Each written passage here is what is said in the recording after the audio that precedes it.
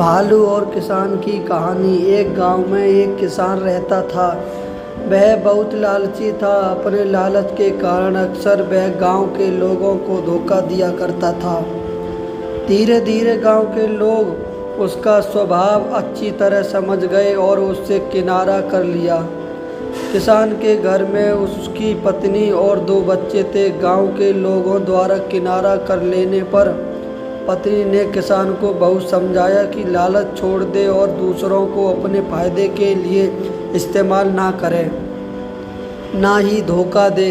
लेकिन किसान नहीं माना। तंग आकर किसान की पत्नी बच्चों सहित अपने मायके चली गई। किसान घर पर अकेला रह गया। खेत के काम के साथ ही घर के काम की जिम्मेदारी भी उसके सिर पर आ गई। वह अब भी रोज खेत में जाता और काम करता, लेकिन काम के दोहरे बोझ के कारण उसका काम प्रभावित होने लगा। गांव में कोई उसके साथ काम नहीं करना चाहता था और अकेले काम करना उसके बस में नहीं था। एक दिन उसने सोचा, क्यों ना खेत में काम करने के लिए पास ही के जंगल में जाकर किसी जानवर को ले आऊं।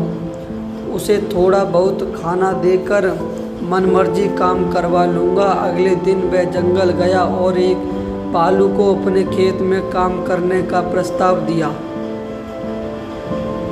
भालू ने पूछा कि इसके बदले वह उसे क्या देगा। किसान ने कहा वह उसे 2 वक्त का भोजन दे देगा। भालू राजी नहीं हुआ। उसने कहा कि उसे 2 वक्त के भोजन के साथ ही फसल भी हिस्सा चाहिए। किसान ने सोचा कि अभी इसकी बात मान जाता हूँ, बाद में कोई ऐसा तरक्की निकाल लूँगा कि इसे देखने के लिए बने रहता है।